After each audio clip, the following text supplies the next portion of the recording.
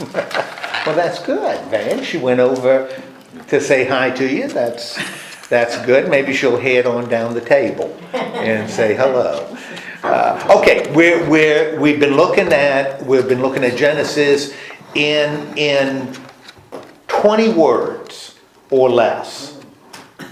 Tell me what's happened. Creation. The Lord Okay. made the earth, Creation, we got God creating stuff.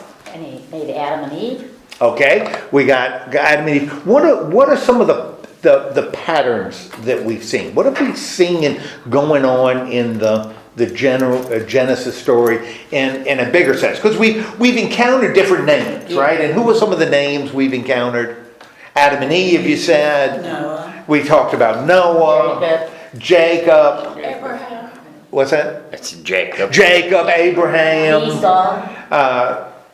Esau, for some reason I'm not hearing as well today so be aware of that. I'm not, for some reason my hearing isn't great. Esau we talked about, Cain and Abel we talked Did anybody about, say Isaac? nobody said Isaac yet, but Isaac we talked about. So all of these people we talked about. Rebecca too. Sarah and Rebecca, sure, and we'll run across another one today, a couple more today. And all of these names are really important because they're part of the story. I mentioned it though a few weeks ago though. This really isn't the story of Adam, and this really isn't the story of Abraham and Isaac and Jacob or Noah, Cain and Abel. It's really not their story. Whose story is it? God. It's the story. This is a story of God. And it's God acting with respect to humanity, and humanity are these, we've talked about these issues, and they have faced. Now, consistently, the people in the story, how would you describe them? If you take them all together, how would you describe the people that you've mentioned? In fact, every single name you've mentioned. What could you say about the people? Okay, they were followers, certainly connected to God, following God. What else might you say about them? So they were godly people, with the exception of maybe Cain, But what else might you say about them? They weren't worthy of worship. Yeah, they all of them are kind of flawed. They all carry some flaw inside of them, either by who they are, by what they've done. So they're by and large good people, but none of them are perfect. Yeah, none of them are perfect. Yeah, a lot like us. And so that's kind of been. But what can you say about God? If this is His story, what can you say about God? Faithful. Okay, God is faithful. Compassionate. God is compassionate. He always bails them out. He's so parental. Bail bondsman. Bail bond. Well, yeah. He provides. Okay, He provides. Now that's really interesting because what you're describing are very positive traits, right? That we would look at it and at another person, and if they have those traits, we say, "Oh, that's really positive." One of the other things, though, that God has done is all of these people have been Chastised. have been chastised and held accountable. I was thinking, so it's not a sort of a capricious chastisement, like just God wakes up one morning and he's in a bad mood, so he zaps some people. People pay consequences for their action. God is still providing and still faithful and still there, but that's combined with a justice because people are held accountable for what they do and they don't do. And so that's all part of this story of God, which is good because we're learning about who God is as He relates not just to them, but as He relates to us. And He also tells them, whatever He tells them, like getting a lot of, I can't talk, a lot of like animals and land and that sort of thing, if they obey Okay, Him. good. And again, Shelley, you always jump ahead a little bit. But this one is short because that was exactly what I was going to ask before we get into it. Ever since we looked at Abraham, we've been dealing with what word Grace. can you, well, grace certainly, Mercy. but covenant. We've been talking about covenant. Grace is true too, but we've been talking about covenant. And that's, Shelley, what you were saying, that God has made these promises or terms. And what God is going to do is God is going to what? Bless them. Or going to bless them. They're obedient. And how is God going to bless? What's the two things that God is going to give these folks? People Land, He's going to give them people and he's going to give them land. Going to give them descendants, he's going to give them land. That's his side of the contract. And what does he want from obedience. Abraham and Isaac, and we'll see today Jacob? What does he want? Well, obedience in one stringing and trust in the other, and you take them together. So you take those two different stories, you kind of combine them into, he's looking for faith and obedience.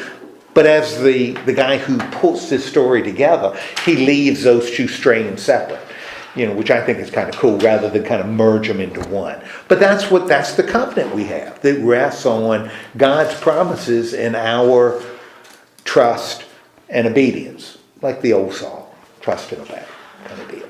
Okay, so all of this is grounded. Now, we've done the Abraham story, right? And we did the Isaac story, although the Isaac story ends kind of in an interesting way. And again, we butt up against the fact that the redactor, the one who's putting the story together, is drawing on different traditions. And so remember, we looked at last week at the end of what chapter were we working with? We were in end of 27 and 28. We got the sort of the Jacob story ending in two different ways. And in one way, Jacob has done what has Jacob done with his twin brother? cheated. He's cheated him. He cheated him twice. I mean, the first time with the birthright, you could say, well, he made a deal and Esau was stupid and made a bad bargain, and that's really not, hold it against Jacob. But the second time, Was that why cheating? that was really bad. I mean, he lied to his father to get something that didn't belong to him, but it wasn't just him by himself. No, his mother. Yeah, his mother, Rebecca. But when she talked to, what's the other one? Esau? Yeah, Yeah. when she talked to Jacob about what happened, she never said, wait till your brother gets over being angry and why he did that. She never come out and said, I'm the one who sent him in there. Right. She didn't take the blame. Oh, absolutely not. Yeah. So Rebecca doesn't come off looking No. good, but Rebecca knows something that Jacob, Esau, and Isaac don't know. And what does Rebecca know? What does the writer tell us Rebecca knew that the other ones didn't? And it's a pretty big thing to know. That Jacob was going to be a big, That Jacob was going to carry the promise, Yeah. that he was going to be the one. Now you say, well, she must have told somebody. Well, show me the verse in there where it says she told Isaac, show me. You're not going to be able to because it's not there. So reading this story, we assume then that unless the writer tells us, it didn't happen. So Rebecca knows what's going to happen with Jacob, but there's no indication that even Jacob knew what was going to happen to Jacob. But Rebecca did. And we see Rebecca kind of cooking the books so that the blessing falls on the one she knows is going to carry the promise. Okay, now, interesting. So he lies to his father, gets the blessing that belongs to his brother, right? Mm-hmm. And it would appear as though his father expires, dies, because it talks about them mourning Isaac. That they're mourning, and after the mourning is over, Rebecca tells Jacob, what? Big feet. You got to get out of town. Because once we stop mourning for your dad, Esau, once that period is done, Esau is going to come after you. Yeah. And it's going to be bad. It's going to be bad. Now, we're at the end of 27. That's going to be bad. So you got to beat it out of town. I'll tell you where you can hide out. You can hide out with your uncle, my brother. Yeah. You can hide out with Laban. And he'll keep you safe until Esau calms down, cools down a little bit. And that's one strain. And then we shift to another one, where we've got all of a sudden Isaac alive again. And with Rebekah. And what's the issue with at the end of, or in the beginning of 28? He's not supposed to marry a Hittite. He doesn't want it because his brother married a Hittite. And Hittites, we all know, are what? Bad. Well, what term did I use? No good. They're no good. Hittites are no good. And so he doesn't want Jacob to marry a Hittite because Esau did. And, Hittites, they whine and they come, they're awful. Some of them can be downright intimidating.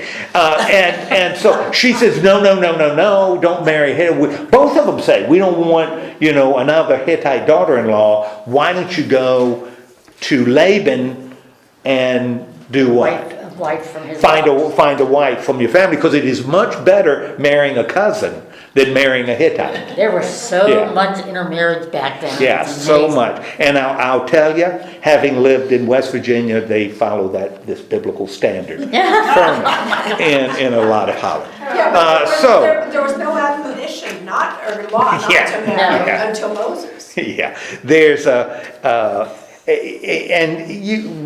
of the things, you want to keep lines pure. And so that's why there was a lot of You keep wanting to. lines pure. Okay. You could Lineage. ensure the lineage. Oh, yeah, I get it. Yeah, yeah. That You could caused a ensure lot the of mental things. And It stuff. caused a lot of other things, that were going on. Tutankhamun was a strange-looking little kid, but his mother and father may have been brothers and sisters. So it's a lot of that was practiced. Anyway, so sends him away to Laban. So we've got two reasons why he's going to Laban. One to hide out and one to find a wife. And the writer knows that we're talking about two different stories, but that's what he wants to present. So as he goes, there's hostility with Esau, so we want to file that away.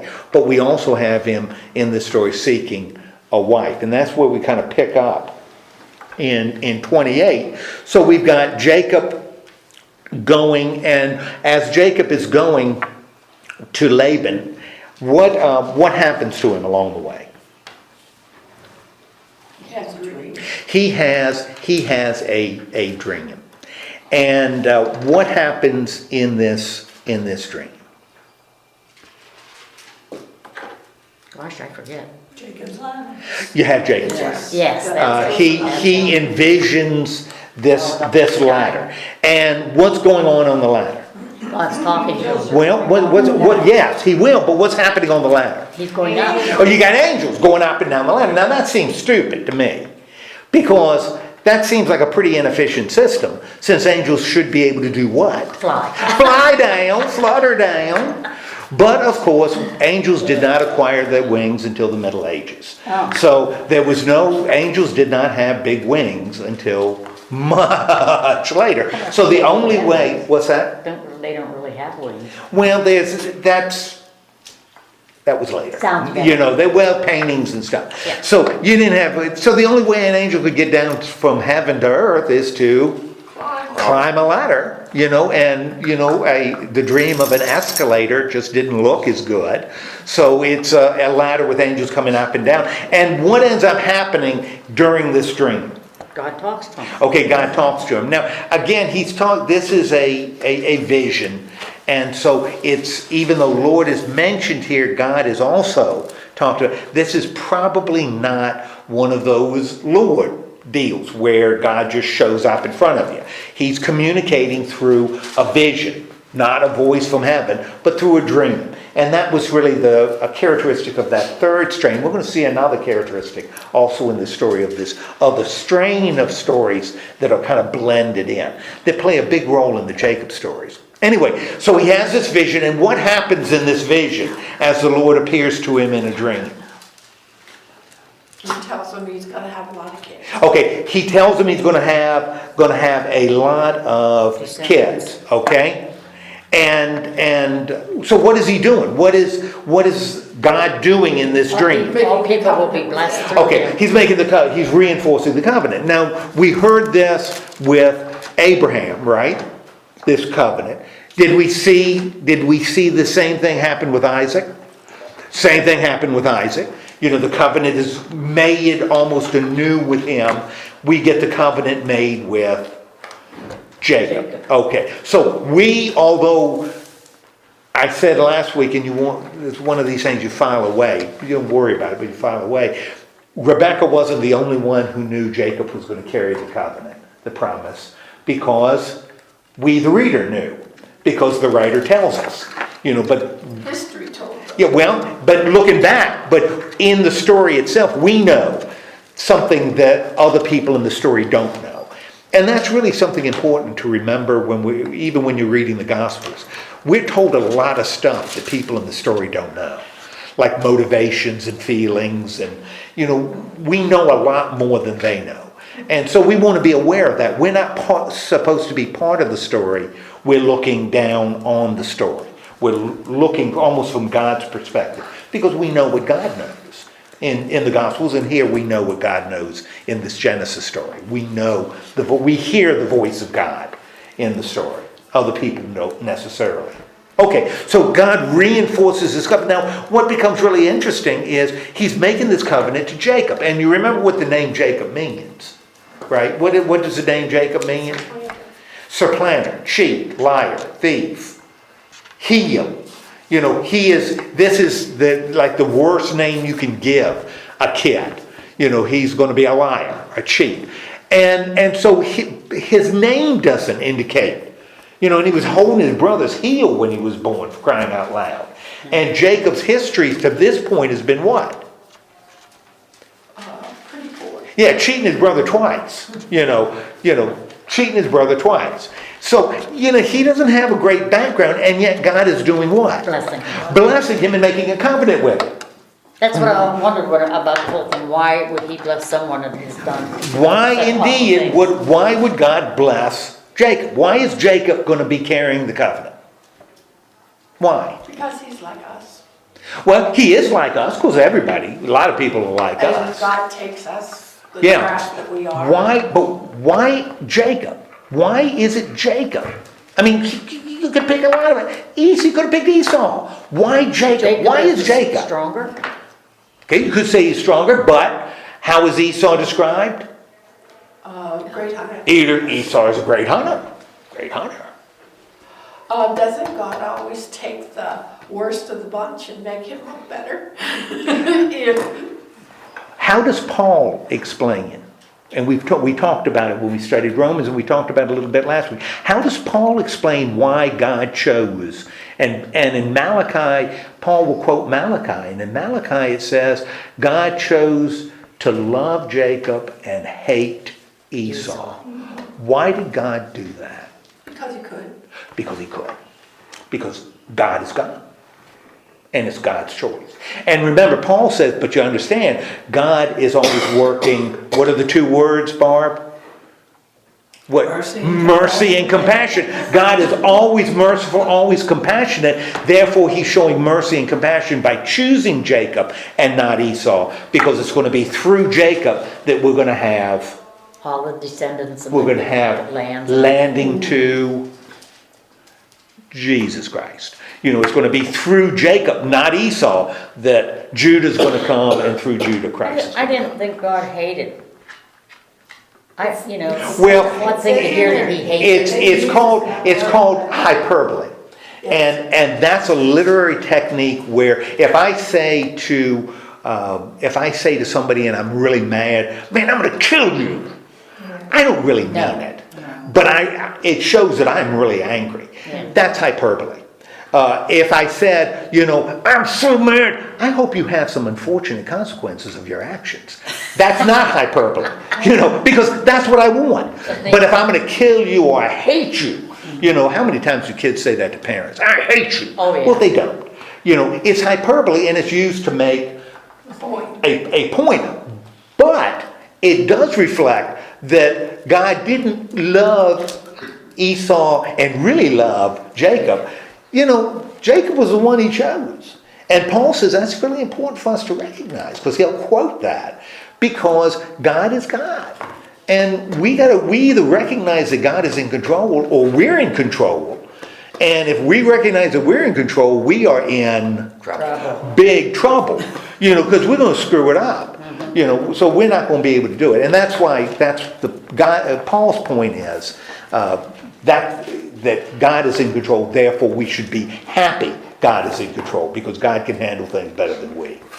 But this is what we have here, yeah. I think it also shows that our ways are not God's ways, and his thoughts are not our thoughts. It goes back to whenever David was chosen. He wasn't the mightiest or anything like that. That it's God knows what's best, and we just have to believe that. God is in control, and God is mercy. God's will is mercy and compassion.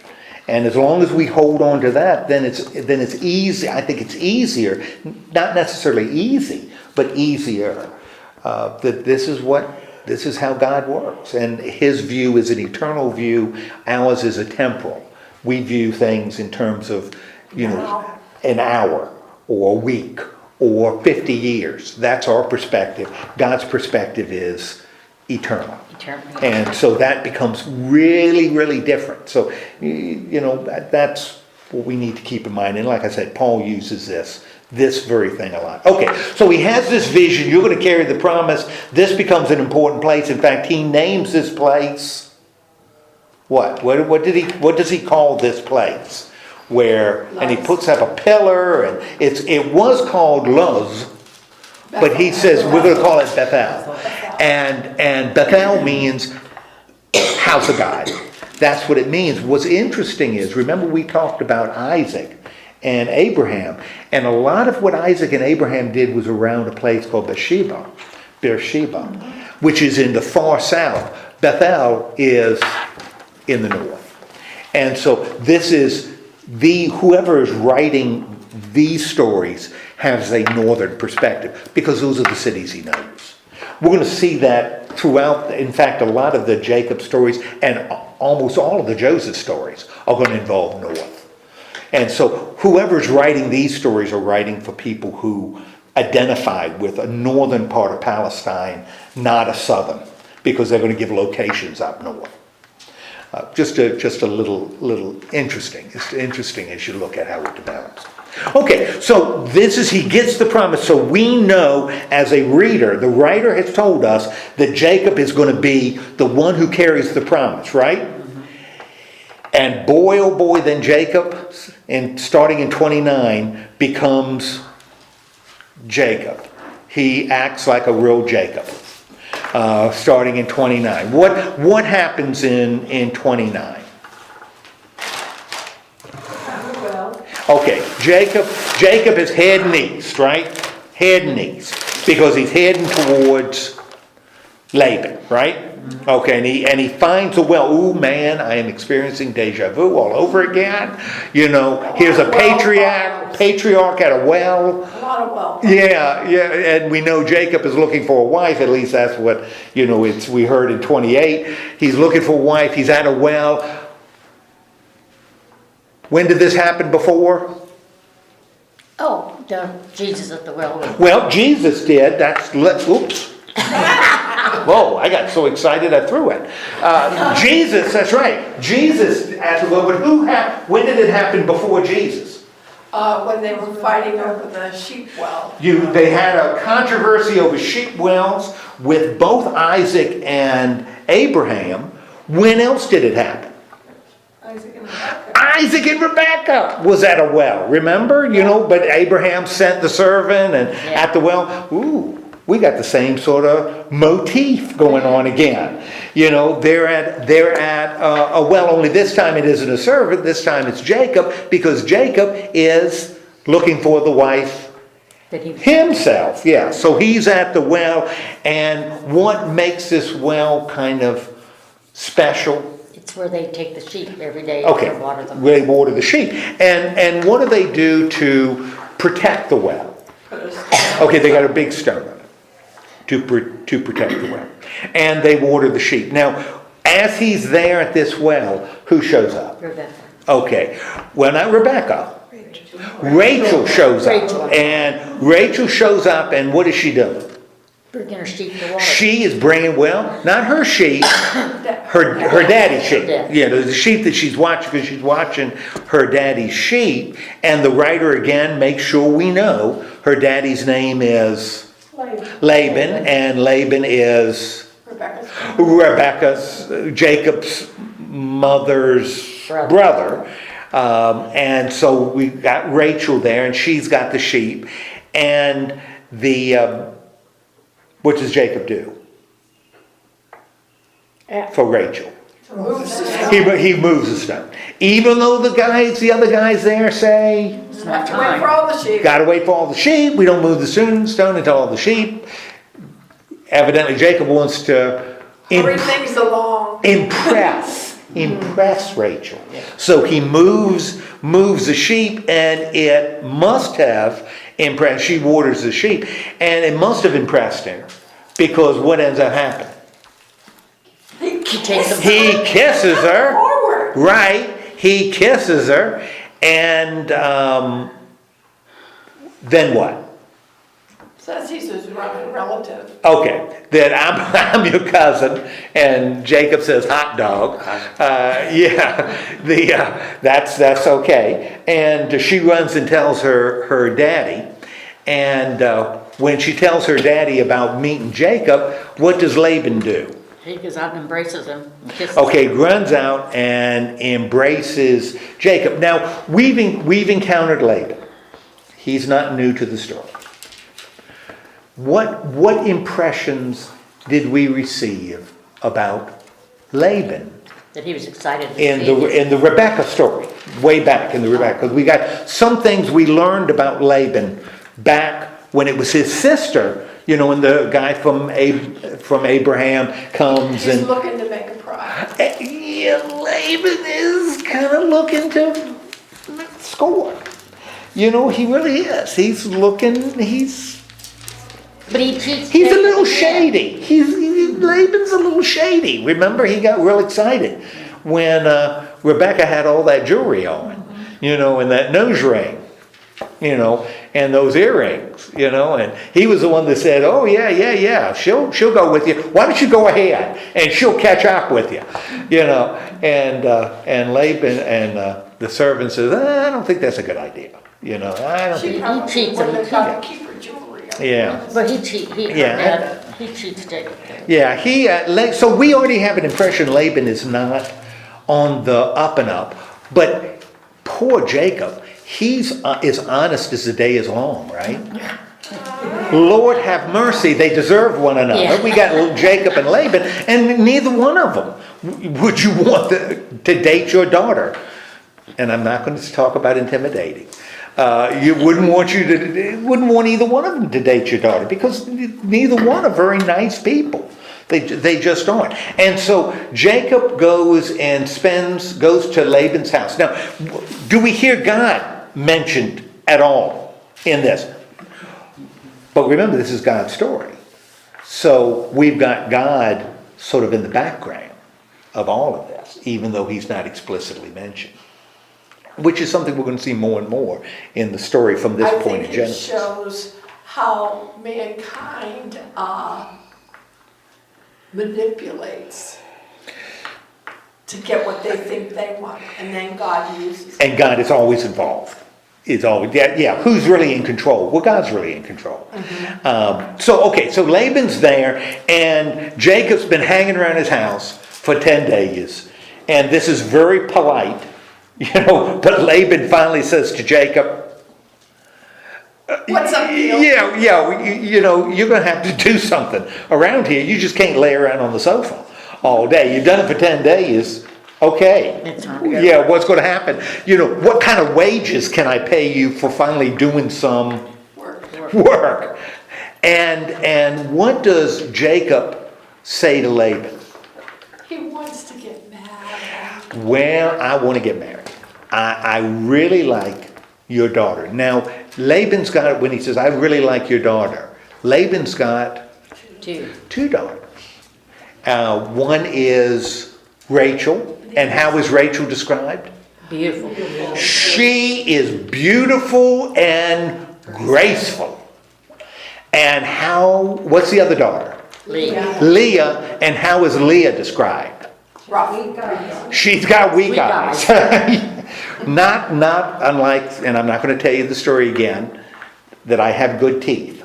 That I have good teeth. The older, good teeth. She has weak eyes. But let's call them beautiful when she has weak eyes. So we got these two girls, Leah and Rachel. Jacob is in love with Rachel. And he says, Rachel is the one that I will work for. I will work for because I want to marry Rachel. And Laban says, well, I think we got a deal. You work for me 7 years. 7 years, seven, complete, perfect number. To get Rachel. Yeah, that's what he says. you work for me 7 years because it is far better that she marry somebody in the family than a stranger. Like, that Hittite boy that lives down the street. Don't want to marry him because he is what? No good. No good. Okay, so don't want to marry him. I think she should marry her cousin. And Jacob says, sounds like a deal to me. And Jacob does what? Works for him 7 years, but it seems like No time at all. no time at all. It seems like only a few days because he is so much in love with Rachel, and when the 7 years ends, he goes to Laban and says, Laban, I did my part, where's your part? yes, Give me my wife. today is payday. So I want my wife. And Laban says, okay. But, we're gonna have a party because we're going to have a little wedding here. Right? Yep. And so they have their little party, and maybe this is an ancient marriage ceremony. I don't know. It could certainly, it's no indication that it's not, would sure appear to be. And part of the marriage ceremony is they have their partying down. And Jacob goes into his little tent, and Rachel goes Into a different tent, and Laban says to Leah, and Jacob wakes up in the morning and says, Oh no! oh my gosh, look at those weak eyes. Instead of, look at those weak eyes. What has happened? And so he goes to, what's the first thing he does? He goes to Laban. He goes to Laban, Daddy Laban, right? And says, Cheater. yeah, cheater, what the heck is going on? And Laban says, Custom. I forgot to tell you, Yeah. in the fine print of the contract we agreed to, that custom here is that The youngest daughter doesn't marry before the oldest. especially if the oldest daughter, her only quality is weak eyes. The younger daughter cannot marry before her sister. I know I mentioned it to you. Your initials are beside that little Clause. paragraph, that clause. Yeah, I'll ask Cass if that would stand up in court. But I want to be a fair man. Laban, it says, I want to be a fair man. Because clearly, you love Fulfills your part of the Rachel. contract. Yes, you love Rachel, and you got stuck with Leah. Now Laban is free of Leah. I'll tell you what I'll do. And what does Laban do? Work another 7 years and you can have. Well, but it's a little different. Well, you gotta wait the week. You got to wait a week because we don't want to hurt Leah's feelings quite yet, Yeah. right? And I'll pay you up front, and you That's work it. 7. I will pay you up front. So in a week, we'll have another wedding for you, and Leah will understand. I mean, they're sisters and all. We'll have another wedding, and you can marry Rachel now, and so you'll get paid, but you're going to have to work for 7 years. seven more years. And now, Jacob, and this should make you really, really excited. Now you have 2 wives. 2 wives, and they're sisters. And one of them is beautiful and graceful, and the other one And one of them you love and the other one you has don't. weak eyes. Yes, And that's not okay. going to cause any conflict. Oh no, that sounds perfect, right? Sounds like a perfect deal. I'd have stopped at the 2 wives. Just put the brakes on right there. 1 wife is enough. 2 is kind of scary. But she says, no. So Laban says, this is what we're going to do. And Jacob says, I love her, I'll do it. well, what am I going to do? What am I going to do? Now, again, do we have God mentioned in this? No. But He's there. working behind the scenes. Now, so Jacob is married to 2 girls, right? Sounds like something from the Brady Bunch. Somehow he married 2 girls. And what God sees, the Lord sees, that Leah is, Not love. wife number 2. She's number 1 in terms of age and in terms of marriage, but clearly number 2. Now, something else we know about Leah is when Leah got married, she got a gift, right? From Laban. And what was the gift she got from Laban? Zilpah. She got a gift, her servant. Now, because Leah is clearly unloved, God blesses her, Yeah. right? The child. And Rachel has a problem. You will be shocked at this problem because we haven't run into this problem one time, right? What is Rachel's problem? She's barren. She's another one that's barren. Okay, so she's barren, and Leah, let's just say Leah is Producing. not, thank you, is productive. Leah is productive. But the writer says that this is work of God, work of God. So, man, Leah is popping these kids out, right? And who's the first one? Reuben. And it's not mentioned here, but we all know Reuben becomes really important later in the story. He becomes the inventor of the sandwich. Reuben sandwich, yeah.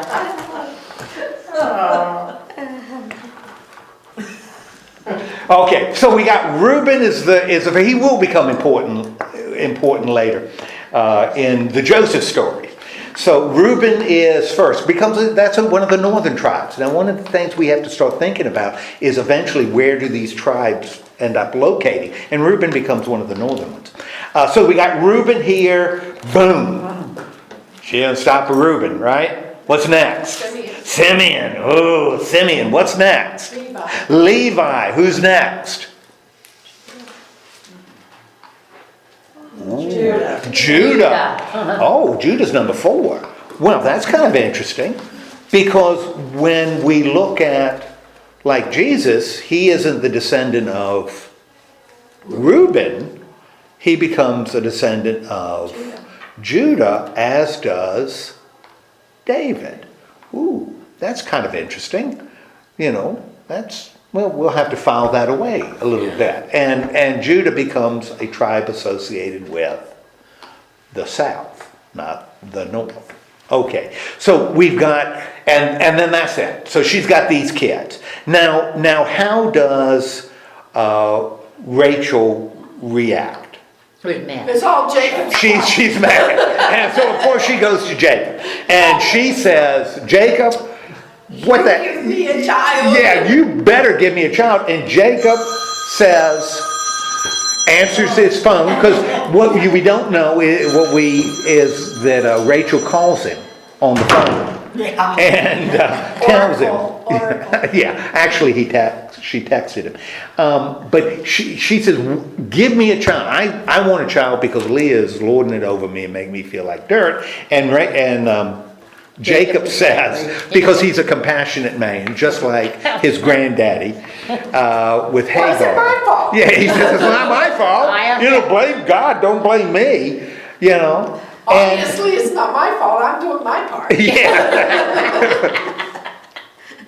And so what does, now we find out that Rachel has a maid too. If Zilpah was Leah's, Rachel has Bilhah. So Bilhah is her, and we've seen this before, right? Rachel says, okay, I got it. Bilhah, Do your stuff. yeah, do your stuff. And so she sends in Bilhah. Now, it's kind of interesting because if you've ever read The Handmaid's Tale, or seen, it's a television thing too. This is what they grounded on, applying it in a modern society, that these handmaidens are sent in by wives that are barren to bear children for the wife, for the family, and that's what's happening here. But that doesn't always that's what work, they say. because when they finally, God blesses them with a child, Then you got a bunch of other kids. well, no, not that, I meant they, her children then would be over her maid's. Yes, yeah, in terms of Yes. line. So, okay, so she sends in Bilhah, and it must work because Bilhah, Had a son. has a couple of kids, right? And, she names one of them, probably one of the dullest names, among all the kids. She names him Dan. Judge. I mean, good night. When you have Issachar coming and you name this guy Dan, geez Louise. That's kind of sad. I didn't even think, you think about the name Dan, with all how their names are, you would never think Dan would be. Well, but Gad's another one. it's all grounded in Hebrew words. And in fact, they will tell you why it's named Dan, because God has judged me. So that becomes the Hebrew basis for the name Dan. okay. All of them have other names. And then now that Leah stopped having kids, but Rachel is having kids by her maid right and left. Now, what does Leah do? She starts having kids again. Well, before she starts having kids We again, had Naphtali before this happened. what's that? We had Naphtali before that. Oh, yeah. We got kids being produced. We got more kids being produced. And Leah's looking at that and she's saying, I'm not bearing kids, but Rachel's having kids by this maid. Therefore, I think, I better give my. I got a maid too. And so Zilpah, go do your stuff. And so Zilpah does it, and poor old Jacob. He ought to He be must worn wear out. himself out. Yeah, he is worn out. It's gonna age him. Yeah. So he's having more kids, and we got Gad, and Asher, and then we've got this interesting little I story. have to do before I leave. So we've got all these kids being produced, right, by Leah and Bilhah and Zilpah. But Rachel still hadn't had any kids, right? And so what does Reuben, Leah's oldest boy, do? We got two things that are kind of interesting in these stories we're looking at today. What does Reuben do for his mom? He finds mandrakes. He finds mandrakes. Now, what is a mandrake? I don't know.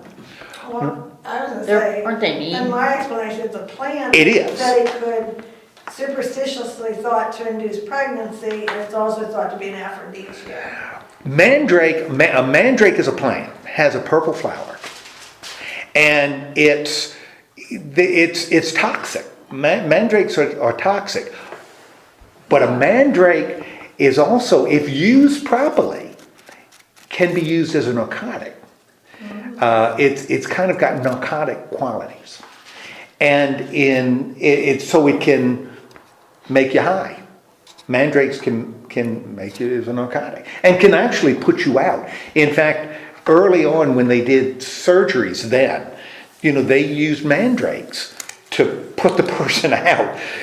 Although using too much will put them out permanently. So gave mandrakes, and mandrakes is a narcotic. So and aphrodisiac, yeah, but a lot of that is associated with the fact that it's a narcotic. Yeah, it's a narcotic. And so he picks his mom some mandrakes, and what does she do with the mandrakes? She trains them. Yeah, she ends up doing. First, Rachel says, "Hey, I see you got some mandrakes here. Could you give me some? Could you share?" And Leah says, No. Not on your Nelly. I'm not going to share with you these mandrakes. And so, what happens with the mandrakes? They work, right? Because all of a sudden she's doing what? Having kids again. So she's having kids again. And she has several kids more. And at the end of her little having kids, she has, it says, a daughter named Dinah. Now that's kind of interesting because of all these kids being produced, there's only one female name, which would tell us what? What might that tell us? If there's one girl mentioned, what might that tell us? Different daddy. Well, different dad. Maybe this girl is going to be important later. Maybe she's going to play a role in the story later. I mean, why? You got to believe there are other girls being produced, right? But only one named. So maybe she's going to be part of the story later. Don't know. We'll have to see. Okay, and then finally what happens with Rachel?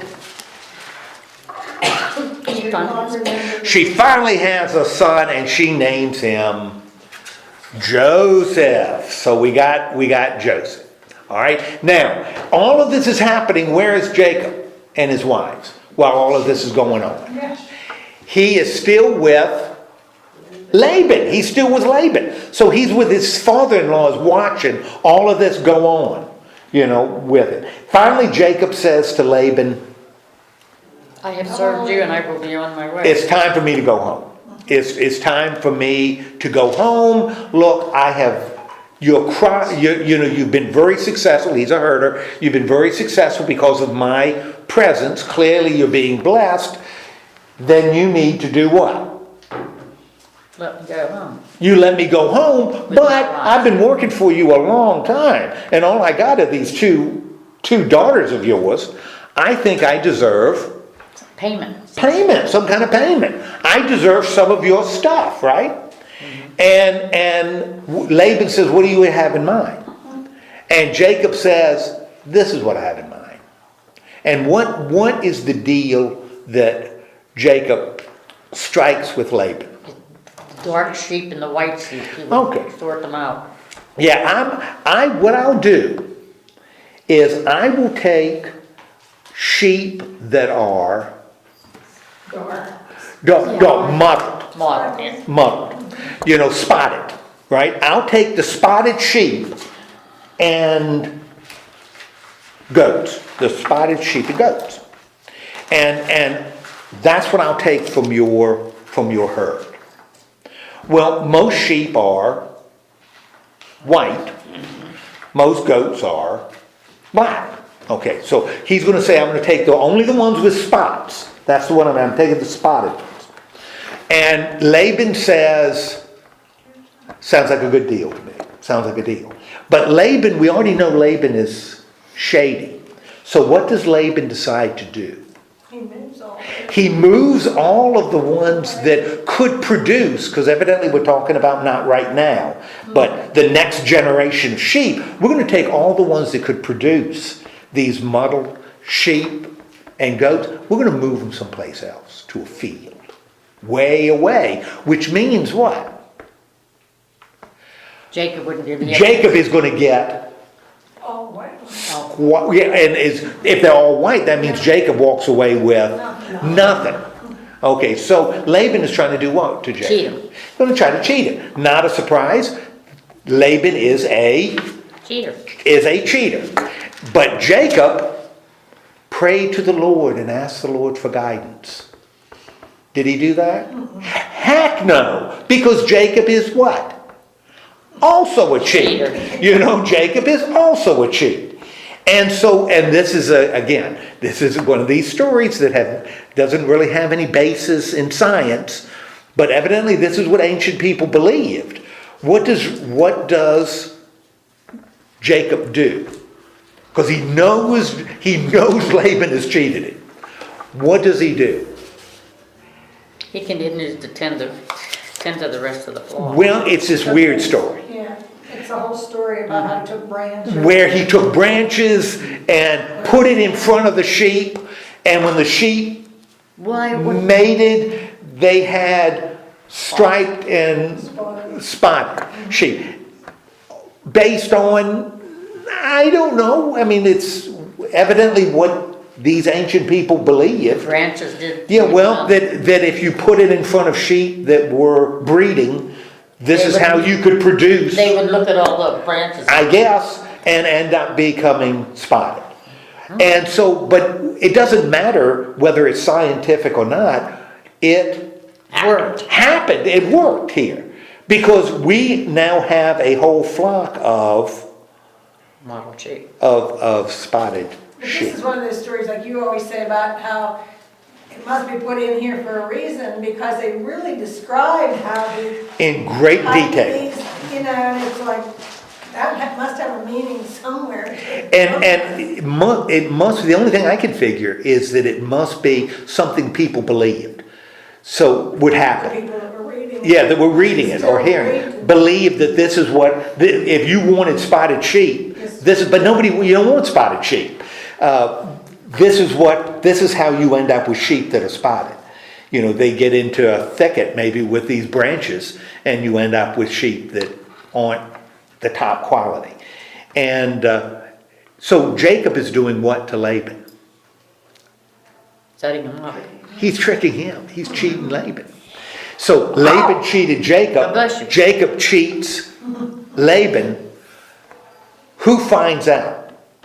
So now he's got all the sheep. Jacob's got all the sheep because all of them are spotted.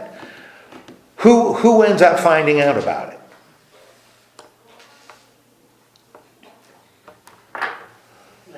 Evidently Laban's son finds out that Jacob's cheated him and says, Daddy, Jacob's cheating you. This is what he's done. And Laban no longer looked with favor upon Jacob. So Jacob, being the man he is, decides he's going to do what? Beat it out of town. He's going to take his stuff and beat it out of town, going back to where his family, back to his homeland. Yeah. Which, by the way, again, is in the north. He's not going south. Gilead is in the north. So he's going north. Going back to his land, right? And he's getting his wives and kids ready. Because we got to get out of town. Because your grandfather is going to do nasty things to your dad. So we got to get out of town. And as they gather their stuff to get out of town, Rachel does what? Takes things from her dad. Takes special things from her dad. In particular, they call it the household gods. What are we talking about? They're idols. Yeah, the little idols. The little idols that they keep around. Kind of tchotchkes that they're keeping around. Like a Hummel collection. She packs it up. And she's taking it with her, right? And they get out of town. And what does Laban do? As they are hitting the road, heading west, back to the land. Jacob is going, what does Laban do? Yeah. He goes after him, right? Laban's going to go after him. And so he's going, Jacob's going, he's going. What ends up occurring? The Lord came to him and told him to go back. Okay, well, they meet, right? Yeah. Yeah, the Lord does appear to Laban. and that not to do anything. So we see that Laban's not going to kill him. It's not looking to kill Jacob. But Laban, certainly, we're going to find out later that Laban wants his stuff back. And he knows who took it, right? And so they end up meeting, right? Jacob and Laban end up meeting, right? And what does, because Laban says, why the heck did you do this, right? Why did you leave with my grandchildren and all the stuff? I hadn't been, I hadn't been bad to you. And what does Jacob tell him?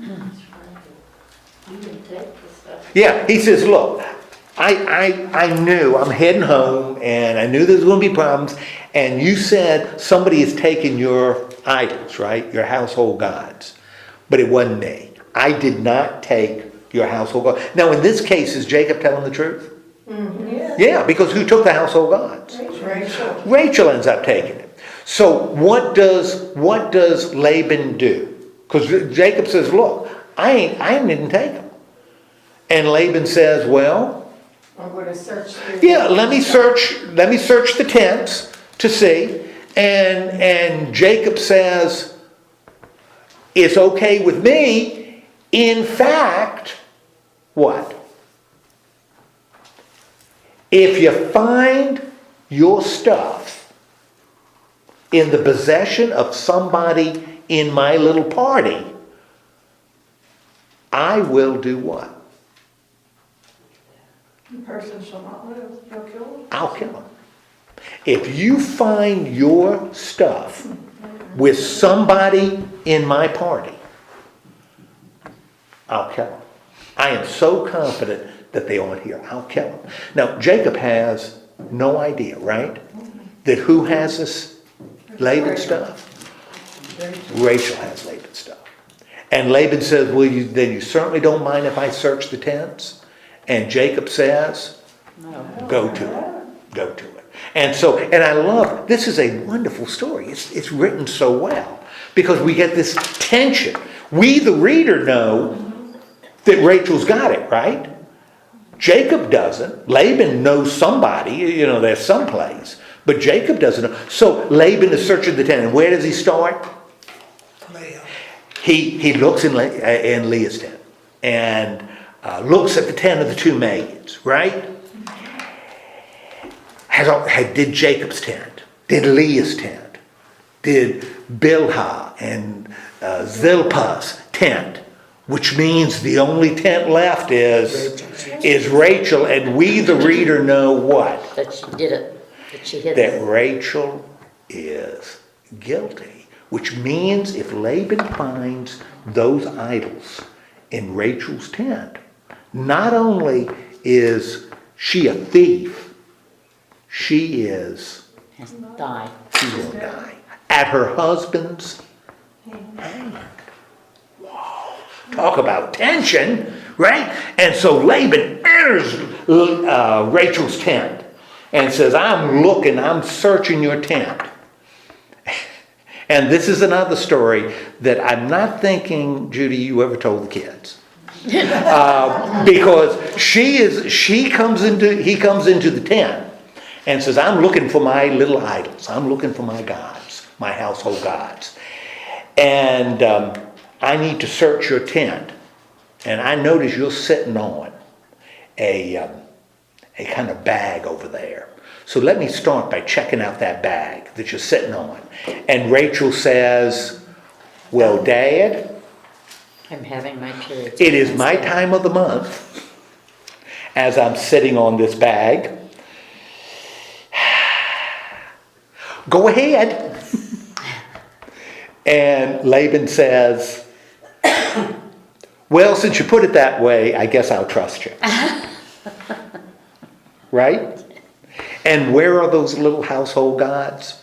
Where she, under the saddle. Right underneath her. Right underneath her. Now think about it. This is these were some shady women. absolutely. Now understand, this is going to, and that's why it's really important.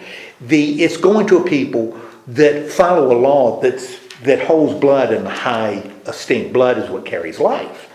And therefore, you weren't to have any contact with blood. Therefore, menstruation was a problem in the Old Testament. You know, that a woman was unclean because of the blood. And therefore, her sitting on that bag made it unclean. Now, but we don't have a law yet. So it's not like Laban says, ooh, the law says. Because there isn't a law. Law's not going to come until who? Moses. Much later. So Laban is not guided by this law, but the people who hear the story are. And so they say, oh, I know why Laban didn't do it. I know why David did. But also think about what the writer is very subtly saying about idols. You know, what is he saying very subtly about these idols that are sitting underneath Rachel? They have a hold on people. They have a hold on people, but they aren't very clean.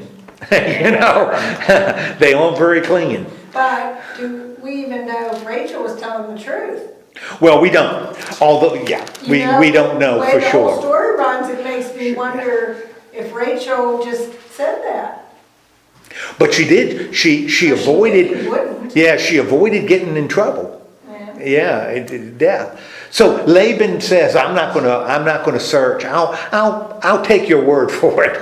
You know, and he leaves the tent. And what ends up happening with? Jacob went and talked to Laban. He was angry. Okay, he goes talks. Jacob is angry. Talks to Laban because Laban's made these accusations, right? And what ends up happening between Jacob and Laban? He asked him what his crime was. Okay, and what ends up, and so we got this awkward situation because technically Jacob has cheated Laban, but technically hasn't broken any laws, right? And Laban has been just as bad as Jacob, you know, in moving flocks. So both of them have tried to cheat the other one, right? And what conclusion do they reach? Jacob and Laban. They make a covenant. We're going to make a covenant. We'll make a covenant. I'm not going to pursue you anymore If you don't pursue me. if you don't pursue me anymore. And we're going to build a little altar, and we're going to have sacrifice. And the covenant is now sealed. So there's a covenant between Jacob and Laban. Jacob goes to his place. Laban goes back to his place. We have peace in the land between Jacob and Laban. So we're cool there, right?